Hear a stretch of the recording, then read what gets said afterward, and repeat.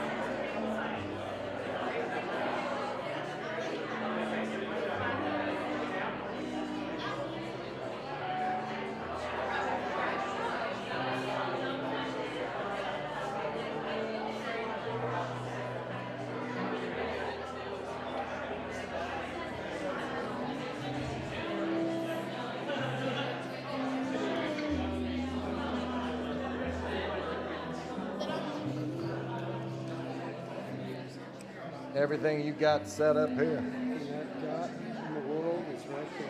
There you go. Holding it in your hand. Okay. Guess that works. You know our stuff here, you know.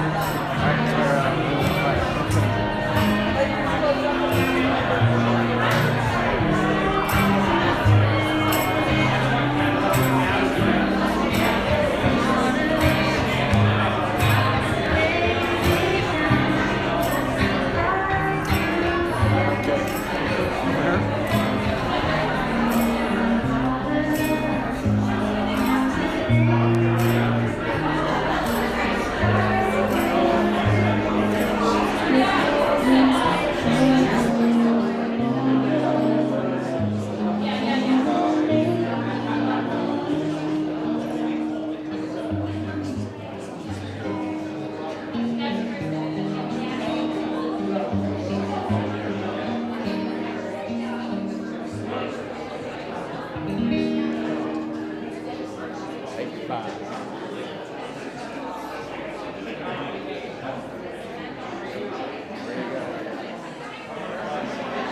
Check 1, 2.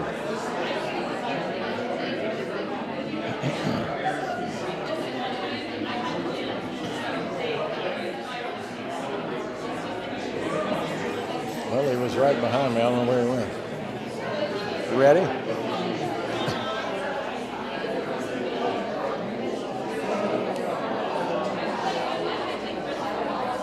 Oh, let me tell them out on the balcony to come in.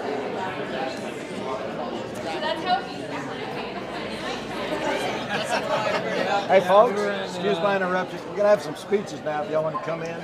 Okay. We're going to have some speeches now if y'all want to come in.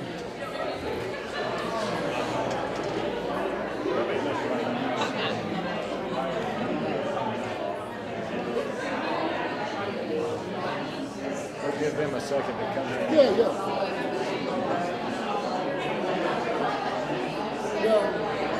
They do want to open mic afterwards. Oh, they changed their mind? Talk to you. Yeah. Oh, okay. He just said no, but if he said yes. I think you misunderstood the question. Oh, I got you. Yeah, he checked you, Joe. Okay. Well, I'll tell them that after y'all. In fact, you can mention that if you want, or I'll do it however you want me to do it. Yeah.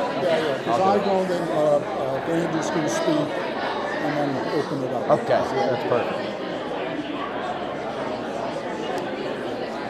Okay, here we go.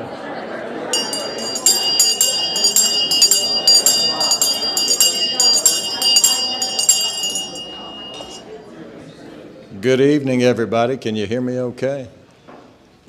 Hi, folks. I'm Michael. I'm with Stark's Funeral Home. On behalf of Aaron's family, I'd like to welcome you all here. I know they're going to do that in a few of these speeches, but I know that they're very happy you're all here to show your love and support, and we appreciate you being here. And I thank the family for letting us take care of their loved one, Aaron. When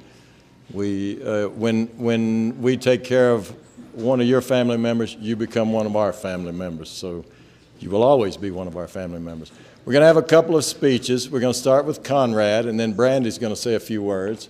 And then the family said we could open this up for open mic if you'd like to give a few brief speeches. Anybody would like to say something, if you'll keep it nice and short. But if you'd all move in and give your undivided attention to Conrad, we'll start right now.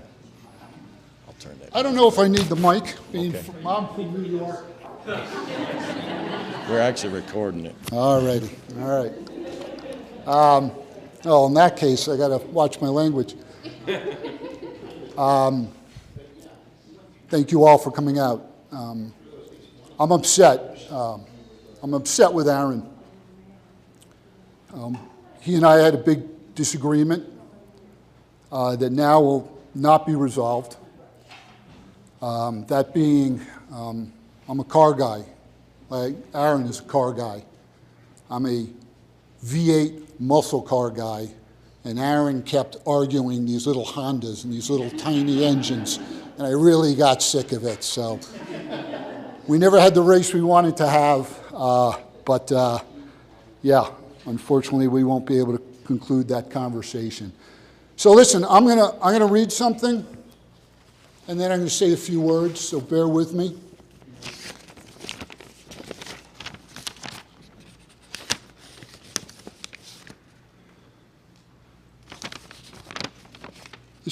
This was given to me. By the way, I apologize. I'm Aaron's uncle, Uncle Conrad from the East Coast. This was given to me when somebody from a very dear friend of mine, when somebody very important in my life passed, and I thought I would further share it out. Death is nothing at all. It does not count. I've only slipped away into the next room. I am I, and you are you. And the life that we live so finely together is untouched, unchanged. Whatever we were to each other, we still are. Call me by my old familiar name. Speak to me in the easy way that you always did. Wear no forced air of sorrow.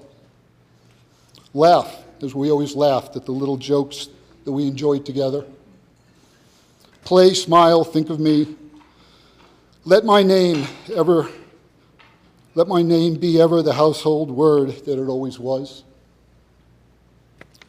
Let it be spoken without effort, without the ghost of a shadow upon it. Life means all that it ever meant. It is the same as it ever was. Why should I be out of mind because I'm out of sight? I am but waiting for you for an interval just around the corner. It's Henry Scott Holland, who was a professor of divinity at the University of Oxford. Wrote that many years ago. Okay, I got some stories. We're going to talk about Aaron a little bit. I think one of the common things that we all have with Aaron is that just pure honesty he gave you. When he spoke to you, you knew you got a real answer. He didn't sugarcoat it. He didn't try to make you feel good. He gave you a real honest answer. And that's what a friend does. That's what a real friend does. That's what somebody who cares about you does. And you become to rely on that. And he did it so well, so naturally. He was also outspoken. He would say what was on his mind, regardless of the situation. And that started when he was very young. I knew him since the day he was born. I was on the West Coast with him. He was maybe 4 or 5. A little tyrant, by the way. A little tyrant running around. Lots of energy. And he got me kicked out of a Walgreens. I'm never allowed back in a Walgreens in Los Angeles because we were in a long line to check out, and he just had 0 patience, which is understandable as a 5-year-old. And I said, hey, do you want to sit up on my shoulders? You're going to be taller than everybody. You know, give him a little moment, something to do. He looked at me, yeah. Hoisted him up, dropped him down on my shoulders, and he yelled out, my penis hurts. Not once, multiple times. I was quickly escorted out and asked not to come back. But that's Aaron. That started at a young age. He always told you what was on his mind. He was always outspoken. One of the things we all loved about him. Another thing I remember that started at his young age, man, he loved to take things apart, didn't he? He loved to take things apart. All right, but many of you may not have known him back when he was younger. He wasn't good at putting them back together when he was younger. You know, so anything to get his hands on, because he was interested. And that was fantastic for a kid to be interested. He took things apart. He wanted to understand how they worked. And the brilliance of that is he eventually found his way, became a diesel technician, and all of a sudden is responsible for engines, you know, that would fill part of this room here, critical part to a business. And for years, he was the man who took them apart and put them back together. He learned a passion, he learned something he cared about, and he was damn good at it. And that's fantastic. You know, he ended up doing very well there and recently got a great promotion at that company. Got a little away from the hands-on stuff, but further increased his career because he cared about what he did. And he had no issue hands-on, getting his hands dirty. And he also did that at home. I told you I'm a car guy, he was a car guy. We'll let the debate of engines go aside. But man, he could fix cars. Not just the engines, but the bodywork and repairing them and fixing them up, and he really just enjoyed that so much. So that's another beautiful trait that Aaron had. I wish he'd come back home and fix the CB radio he took apart like 30 years ago, but it's not going to happen. Another story that goes back a little bit. You know, again, we knew, my sisters and I, we knew him as a young man, saw him as a teenager and a young adult. And he's not the Aaron that he was recently. We used to jokingly call him the youngest, grumpiest person. I don't know if anybody remembers him when he was in his 20s. He would complain about like an old retired man. He'd had a grimace on his face and, you know, nothing was right. But here's the beauty, and again, Aaron surprised us. All of a sudden, I'm hearing stories. Aaron went mountain biking. What? What? He's mountain biking? Aaron's doing midnight hikes. Midnight hikes? Who's doing midnight? You sure this is Aaron? Midnight hikes. Skiing, got into skiing. Loved teaching people how to ski. Multiple people he helped learn from Merrick and Gabe. And I don't know if any of you know what switched, what changed. But the ultimate was when he called and said he was doing yoga. Aaron was doing yoga. Like, okay, this is a transformation. When people say people don't change, they can change. I tell you that because it gave me such pleasure to see him grow up and start experiencing new things, and he never stopped doing that. He never stopped doing that. And I will say that inspired me, because I started doing things in my 50s. I tried some new challenging things, and part of that inspiration was that grumpy young man turned it around. So there's also a very soft side to Aaron. We were fortunate to be all together as a family just 9 weeks ago at a family wedding in New Hampshire. And my girlfriend Margot just happened to ask if there's any diet soda in the kitchen, and the answer came back no. A couple hours later in the day, 2 cans of diet soda showed up on the countertop. And here's the beauty of it. Aaron did that. He didn't say, I'm going to get you soda. And when he came back, he didn't say, here's your soda. He just put that soda down on the table and waited for my girlfriend to find him. He just met her. That's the little things. By the way, that's the little things that make him a great man and a great person and a great friend and a great part of the family. All right, so I'll end on this, so bear with me. The cats.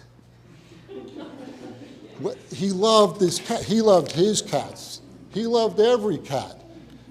He goes to Hong Kong. He doesn't send pictures back of Hong Kong. It's pictures of stray cats. Okay? It's beautiful. He cared about these cats. He did so much for that local shelter. Absolutely loved them. And that's wonderful. Everybody should have that. Cats are better than dogs. I'm sorry, it's an argument. It's an argument we can all have individually later, because cats have these great little individual personalities. They go off in a corner, they do their own thing quietly for a while. They don't come to you when they're hungry. They come to you when they want to be next to you. And when they're next to you, they share themselves with you completely, not because they're looking for food, but because they want to spend a few minutes. They may not always come up when you want them, but they tend to know when maybe you need a little attention. But they show up, and they show up completely and honestly, and they give themselves of you, and you get to enjoy that. Sounds a lot like Aaron. Thank you.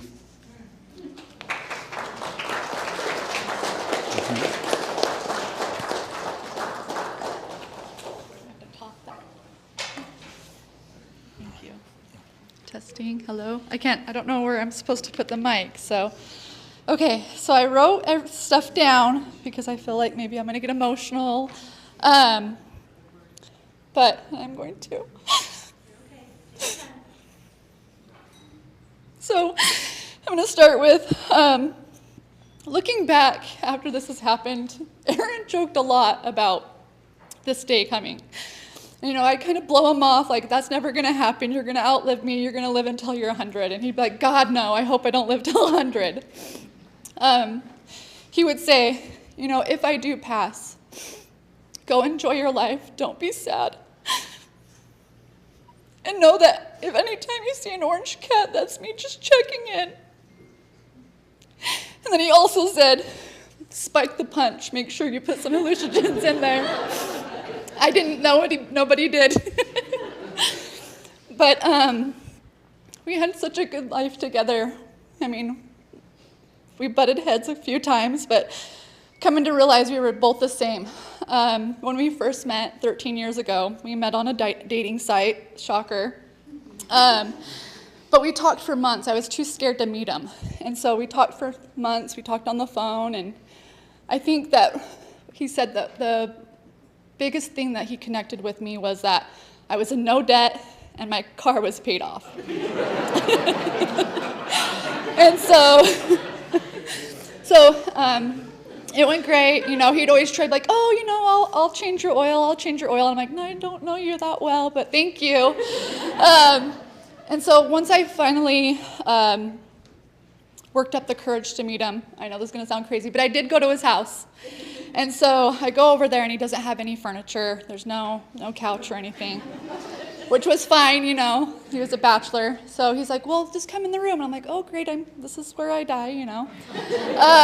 So I go in, and he doesn't have a bed frame, and it's just a mattress on the floor. And he's got his desk because he had a bad back. And so he's like, I'm just going to take a seat here, and, you know, you can sit there. And I'm like, oh, really?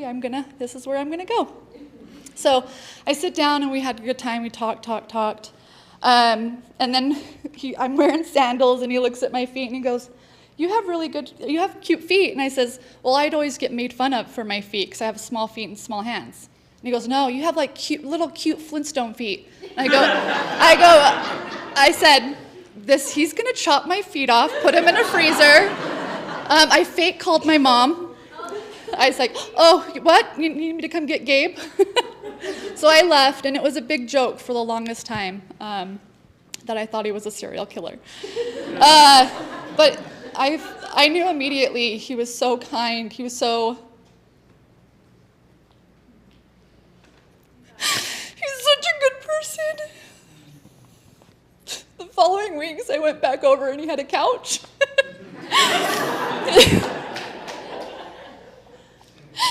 And we had so many good times, and I wrote a bunch of those stories down.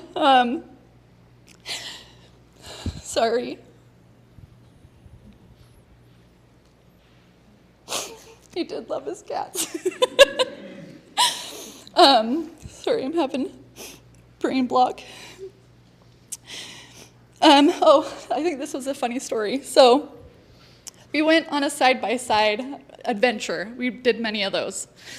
And so we were up in Ogden, and we came up to this puddle. And I'm like, oh, great, I'm just going to get my feet wet. That's fine. They'll dry out later.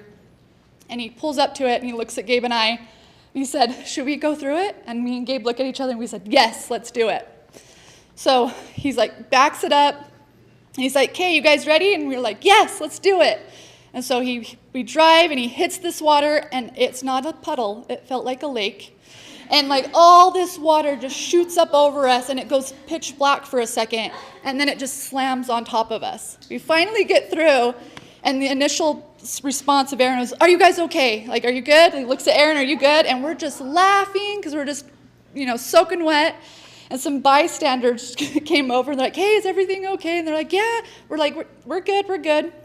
And they said, we've been looking at that puddle forever, and we were going to do it. But we were happy to see that you guys did, and it looked like a good time. But I did a lot. But I did want to kind of talk about the last week that I had with them. So we planned a San Francisco trip, and we were really excited about it.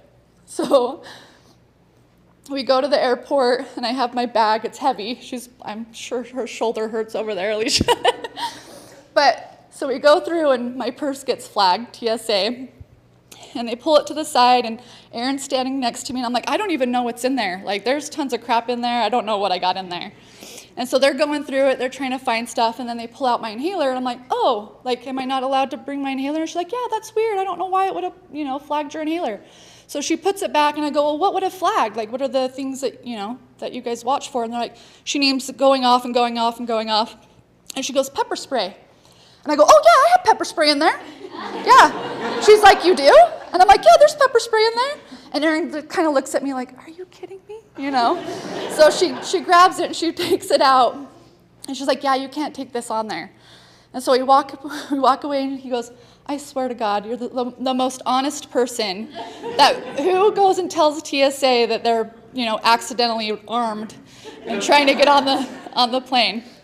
And so we had silly stories like that. Another one was that we did a bike ride across the Golden Gate Bridge, and it was so windy, and it was raining, but we didn't even care. Like, we always had a good time. And we were coming back, and it was windy, sorry. It was so windy that he was tilted, trying to go, and I was behind him. And he came to a complete stop. And I pull up next to him, and he goes, "Hey, did you hear that horn honk? They were honking at me." And I go, "Oh, yeah?" And he's like, "Yeah, they think my ass is sexy." And I said, "Well, I mean, you are sexy, and I'd honk at you too."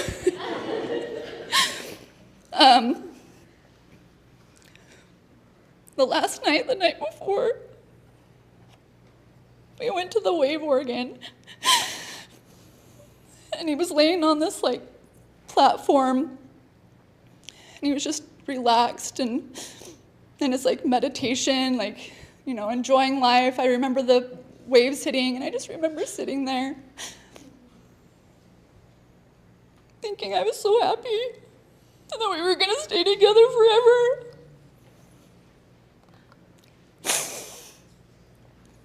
Sorry.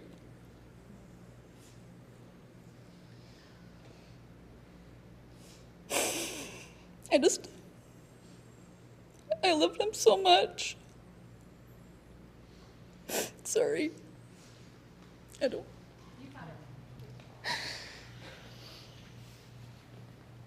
Sorry.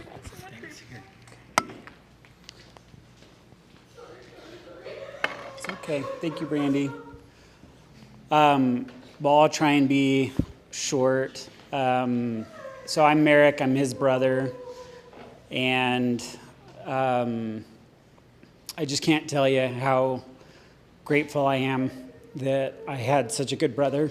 And he just did so much for me and for my family.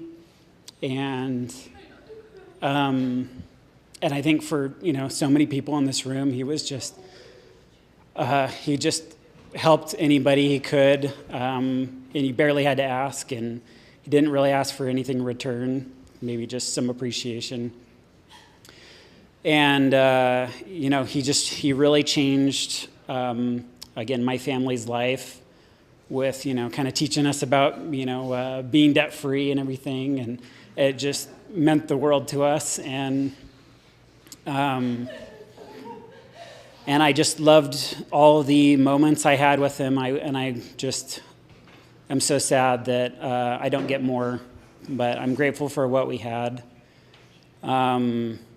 And I guess just one story to share is, he really helped me through. My oldest dog passed away recently, and he just, it was just amazing how much he helped me through that and gave me great advice and helped that experience go much better than it could have, I guess. And I guess, dogs are better than cats.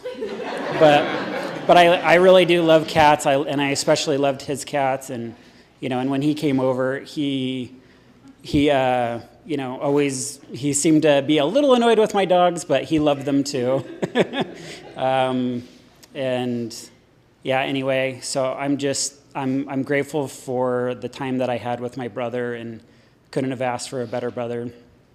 And it's just amazing to see all of the people that, he got to know and was friends with and helped. And all of you here, I just really appreciate that you've come and are supporting us. So thank you very much.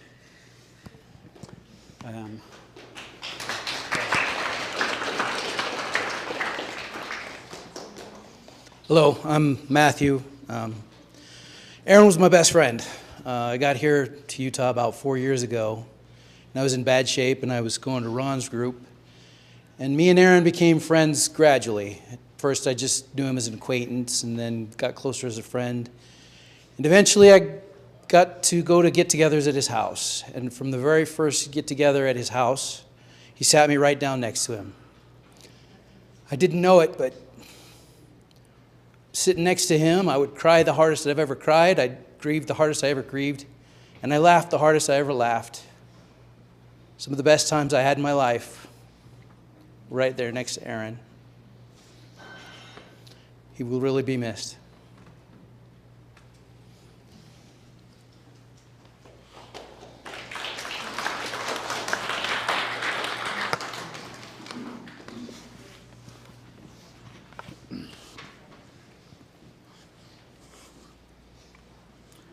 Brandy might not be the only one that starts crying tonight. Aaron was part of my life for the last 7 or 8 years. There's a lot of men standing out here that he's made a lot of impact on.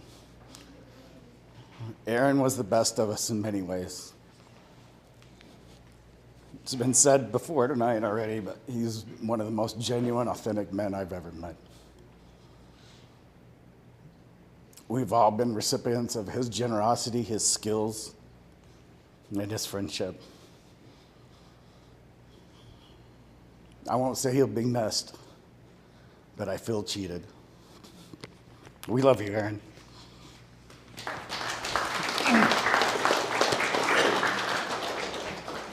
Sorry, I'd be remiss if I didn't say a few words. The first is I want to tell you a secret about Aaron Klein. He's a mechanic, and he can fix all your cars, and you should call him tomorrow. I couldn't tell you that till now. And the second thing I wanted to tell you is I've been under that lift for many hours talking about a 20-year relationship that I was in that ended, a divorce, an excommunication. And he talked to me about Brandy. And it took me a couple of years to understand it. But one day, as we were turning wrenches, I said, Aaron, you keep talking about Brandy. And I think he got it. And I was so proud of both of them. And I wanted to tell you, Aaron, that I love you. I've been really pissed at you today. But thank you. Thank you for your love, not just to me, but thank you for responding to the call. Thank you for being called to the work to lift the men. Thank you for your example and what I learned through you. You taught me about cars and mechanics, and I taught you about people and hearts. And you're my brother.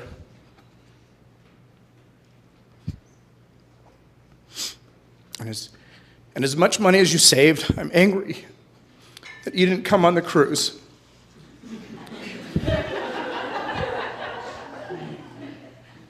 Because you should have been there. You should have been with us. And we're not promised tomorrow. So please enjoy today. Thank you.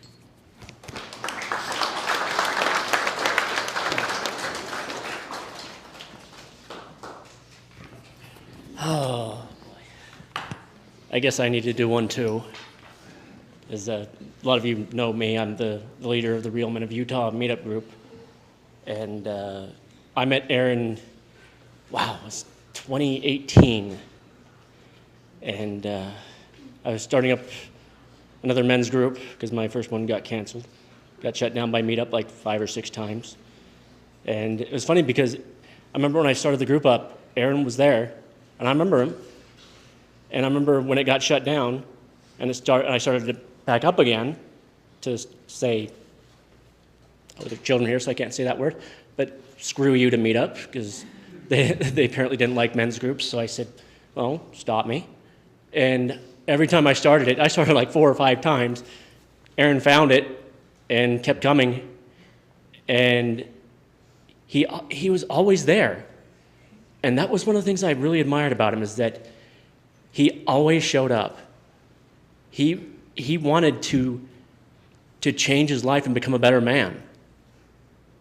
And I know it was difficult for him because, I mean, there's some of us where, you know, it's difficult. And I remember when it was April 2020, when COVID shut everything down, we couldn't do the meetings anymore in the library. And I said, oh, yes, we are. And we did it outside. And it was really cold and overcast, and there were about 5 guys there at a park outside. And Aaron was one of them. And I knew he would be, because that's the type of man he was. He wanted to become a better man for not only himself, but I think those around him as well. And, you know, one thing that I'll remember about Aaron is that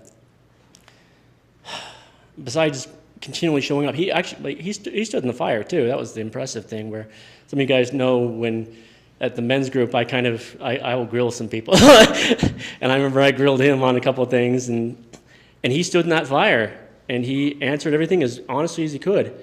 And it was impressive. And when he didn't know something, he just said, yeah, I don't know. And he said, I'm going to find out, though. And I don't know if he ever found out, but he became a great man in his own way doing it. And one of the things that I remember just earlier this year, I lost my job, and I was kind of in a doom spiral. And and right after that, my check engine light came on. And, you know, Andrew sent me a text saying, yeah, Aaron's going to come over and look at that for you. I'm like, what?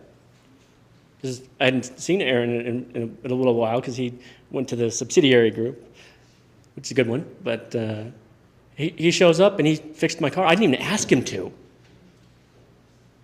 And that was the thing that impressed me. I didn't even ask him to. But that's the type of man that he was. You didn't need to ask him to do the right thing. He would just do it. And you know, there are 3 types of people in this world. There's those that criticize, those that empathize, and those who help. Aaron just helped. You know, he wasn't seeking attention, he wasn't trying to get something from you. He wasn't giving to get. No covert contracts there. And that really touched me, because there aren't a lot of people like that anymore. And they say that funerals are a celebration of the living, but they're also, for the dead, but they're also for the living. And I think what they mean by that is that when we're at, you know, celebration of life like this, we need to remember what Aaron taught us. And what he taught us was we need to show up, and show up honestly. And we need to help, not just when we're asked, but when someone needs it. I mean, imagine how much better this world would be if we all did that. If we all just said, you know what, someone needs help, let me be the one to help them. Because that's what Aaron did. Let me be the one to help them. And so I'd like to, I guess, challenge everybody here, in a way, to try and to celebrate Aaron by doing that. Celebrate Aaron by being like him, by helping others in whatever way you can.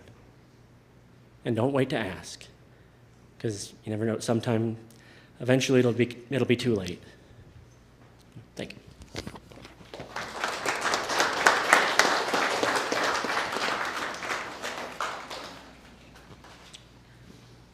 We have time for a couple more. Oh, here we go. Hi, my name is Jake. I work with Aaron. I just wanted to say a few words and tell you about the Aaron that I knew. Aaron was hired a few years before me, but we both started as operators. It was funny because he was only given a week of training when he was out here by John Marshall, our mad scientist of do-it-all guys. Being a plant operator can be all-consuming, and it can take a toll on a person, and Aaron was mostly on his own in most cases. It takes a year really to learn the job, and that's with someone there to help you. And this says a lot about Aaron and his ability to quickly catch on, his creativity to solve problems, and the pride that he took in his work. He was a very unique individual, to say the least. Jim joined Aaron later on with everything else based in Michigan. They created a close bond, almost like a marriage with its ups and downs, but they were a great team. Years ago, I just remember we had our electrician, Casey, said to us how lucky we were to have Aaron. And I've always remembered that. Everyone had nothing but respect for Aaron. I was in Utah a few times a year, working together on bigger jobs. We had many phone conversations, and I transitioned to his regional support person and then became a supervisor, although no one was really Aaron's supervisor. He was his own boss.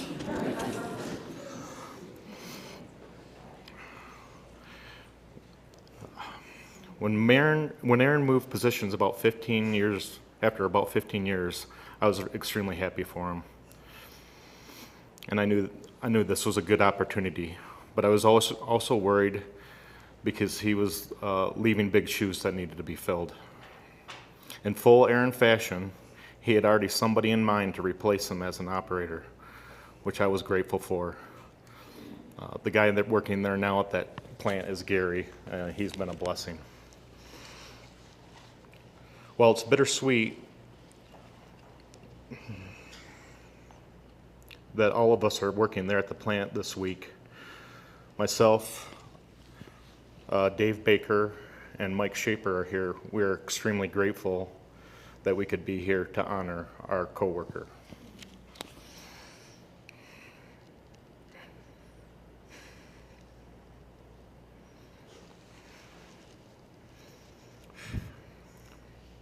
We thought very highly of Aaron, and we are deeply saddened by his passing.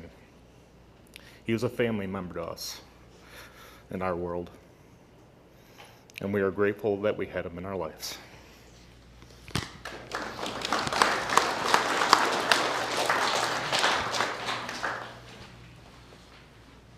So I got the logo from EDL as well. I've known Aaron for almost 15 years. Jake, thanks for speaking, also for Aaron. I had the pleasure to get on Aaron's list of bosses. He used to have a list on his computer of all the different bosses he had over the years, so kind of commemorates each person going through. But again, Aaron was his own boss.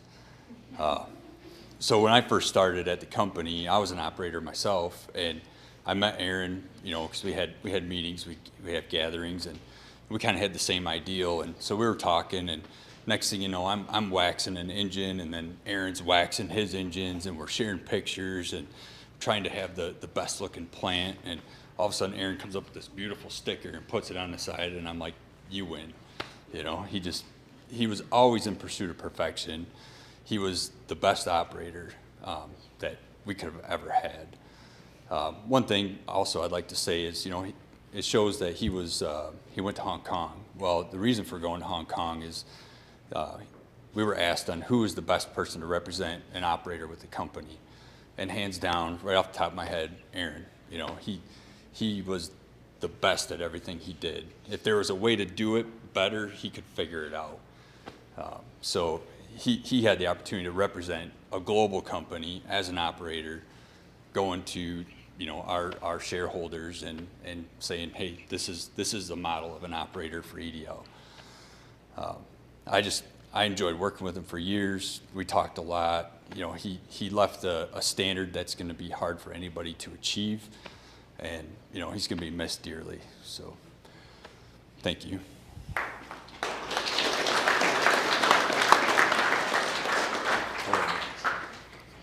I think we have time for one more. Excuse me, this is very impromptu, may be inappropriate, but I kind of think outside of the box. So what I just want to say is, I didn't know Aaron, I just heard a little bit about him from his mom. I know his mom and I know his dad. And I just feel as though all the wonderful things I'm hearing here today are due to the upbringing that he's had from his mother and his stepfather, and from all of you out here who have supported and motivated and been in his life to keep him moving forward as the wonderful man I hear he is. And also those of you who have needed him have helped to continue his desire to help other people. And so everybody here is to be, I won't say commended, but thanked for being in his life and helping him become the wonderful man that I hear he has been. So those are just my thoughts. Thank you.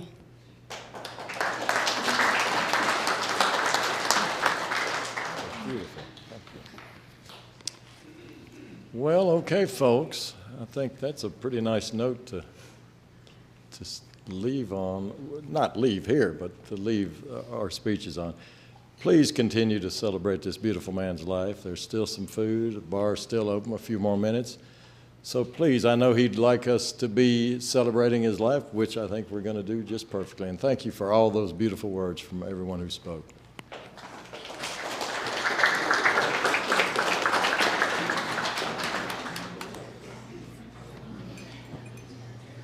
It's all yours. You want it now? It's okay. Join it, wouldn't it?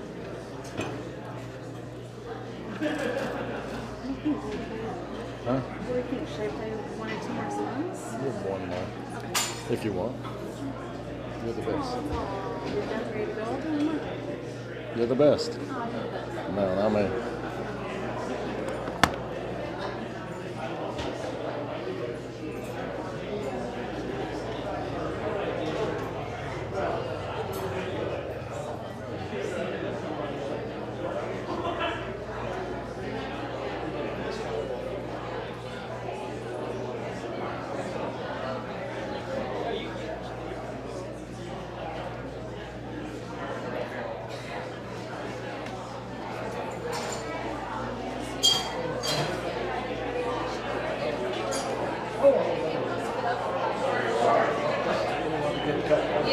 Thank you very much.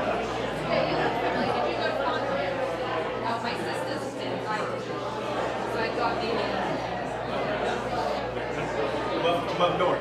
I live up in Davis County.